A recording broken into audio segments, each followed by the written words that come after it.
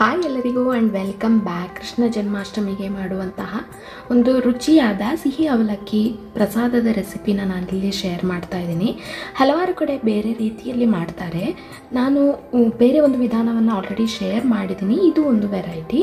ಮೊದಲಿಗೆ 1 ಕಪ್ಪಷ್ಟು ದಪ್ಪ ಅವಲಕ್ಕಿ ಅಥವಾ ಗಟ್ಟಿ ಅವಲಕ್ಕಿ ಏನಿರುತ್ತೆ ಅದನ್ನು ತೊಗೊಂಡಿದ್ದೀನಿ. ಇದನ್ನು ಒಂದು 2 ರಿಂದ 3 ಬಾರಿ ಚೆನ್ನಾಗಿ ತೊಳ್ಕೊಳ್ಬೇಕು.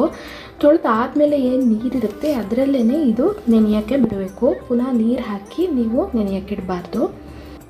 ಇನ್ನು ಒಂದು ಬಾಣಲಿಗೆ 2 ಚಮಚದಷ್ಟು ತುಪ್ಪನ ಹಾಕ್ಕೊಳ್ತಾ ಇದ್ದೀನಿ. ಮನೇಲೇ ಮಾಡಿರುವಂತಹ ತುಪ್ಪ. ಇದಕ್ಕೆ ನಾನು ಬಾದಾಮಿ ಹಾಗೂ ಗೋಡಂಬಿನ ಹಾಕಿ ಫ್ರೈ ಮಾಡ್ಕೊಳ್ತೀನಿ.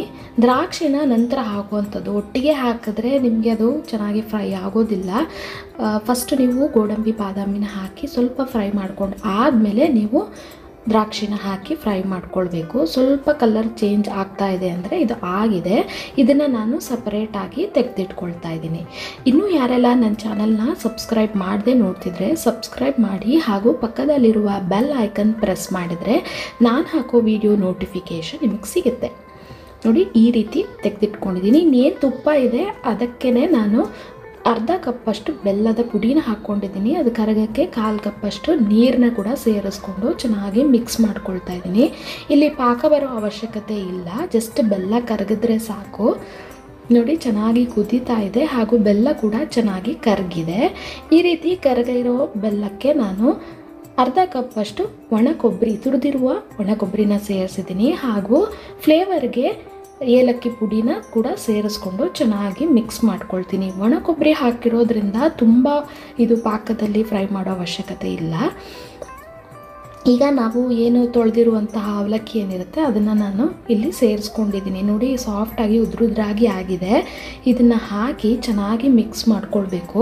ಇದು ಮಿಕ್ಸ್ ಮಾಡಿ ಆದಮೇಲೆ ನಾವೇನು ಮೊದಲೇ ಹುರಿದಿರುವಂಥ ದ್ರಾಕ್ಷಿ ಗೋಡಂಬಿ ಏನಿರುತ್ತೆ ಅದನ್ನು ಕೂಡ ಸೇರಿಸ್ಕೊಂಡು ಚೆನ್ನಾಗಿ ಮಿಕ್ಸ್ ಮಾಡ್ಕೊಳ್ಬೇಕು. ಇದು ಉದುರುದ್ರಾಗಿ ಆಗೋಕ್ಕೆ ಒಂದು ಟ್ರಿಕ್ ಇದೆ.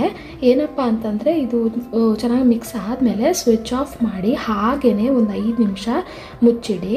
ಇದು ಮುಚ್ಚಿಟ್ಟಾದಮೇಲೆ ನೋಡಿ, ಇವಾಗ ಬೆಲ್ಲ ಪಾಕ ಎಲ್ಲ ಚೆನ್ನಾಗಿ ಹೀರಿಕೊಂಡು ಅವಲಕ್ಕಿ ಉದುರುದ್ರಾಗಿ ಆಗಿದೆ. ತುಂಬ ಟೇಸ್ಟಿಯಾಗಿರುತ್ತೆ. ಪ್ರಸಾದಕ್ಕೆ ಒಳ್ಳೆ ಹೇಳಿ ಮಾಡಿಸಿದ್ದು. ಇದನ್ನು ಮಾಡ್ತಿದ್ರೆ ಕೃಷ್ಣ ಎಲ್ಲಿದ್ದರೂ ಓಡೋಡಿ ನಿಮ್ಮ ಮನೆಗೆ ಬರ್ತಾರೆ. ಖಂಡಿತವಾಗ್ಲೂ ಈ ಹಬ್ಬಕ್ಕೆ ಇದನ್ನು ಟ್ರೈ ಮಾಡಿ. ಮುಂದಿನ ಇಂಟ್ರೆಸ್ಟಿಂಗ್ ರೆಸಿಪಿಯೊಂದಿಗೆ ನಾನು ನಿಮಗೆ ನೆಕ್ಸ್ಟ್ ವಿಡಿಯೋದಲ್ಲಿ ಸಿಗ್ತೀನಿ. Stay tune, stay connected and thank you for watching.